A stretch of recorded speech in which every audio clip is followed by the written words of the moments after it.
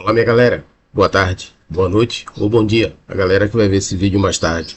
É o seguinte, agora estamos partindo para o terceiro episódio do mercado municipal de artesanato em Aracajú. Porque o primeiro episódio foi da feira e o segundo episódio foi da feira, agora é artesanato. Esse vai ser um episódio só porque é um vídeo de 5 minutos em 57. Dá para todo mundo, a família toda assistir sem problema nenhum. Não vai dar tédio para assistir. E os artesanatos, galera, eu vou falar aqui particularmente, é top. Espero que vocês assistam aí, legal. Não esqueça de compartilhar o vídeo. Assistir. A propósito, quem não assistiu o primeiro episódio lá da feira e o segundo episódio, volte lá para assistir que não vai perder nada. Voltando aqui para o nosso vídeo agora, que é o terceiro episódio do mercado municipal de Aracaju. Tem muitas coisas aqui boas, viu? Muitas coisas de qualidade, muito bonito.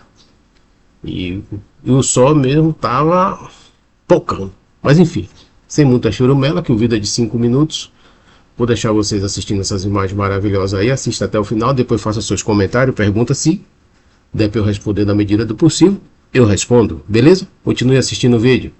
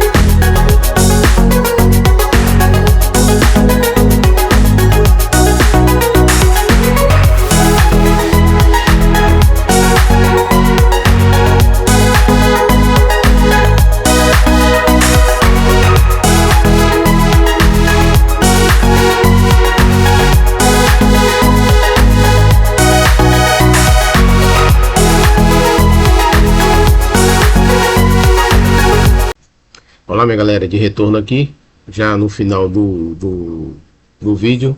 O vídeo foi rapidinho, como eu tinha frisado no início, 5 minutos e 57 segundos. É evidente que o mercado dá muito mais tempo de vídeo, mas eu escolhi umas partes melhores aí, que é logo na entrada do mercado, etc, para mostrar para vocês, beleza? O próximo vídeo que eu vou lançar é num portal do pôr do sol, que é um lugar muito bonito. Aí se inscreva no canal, assine aí, acione o sininho aí, porque assim que eu lançar o vídeo vocês vão ficar sabendo, beleza? Um abraço e que Deus abençoe a todos.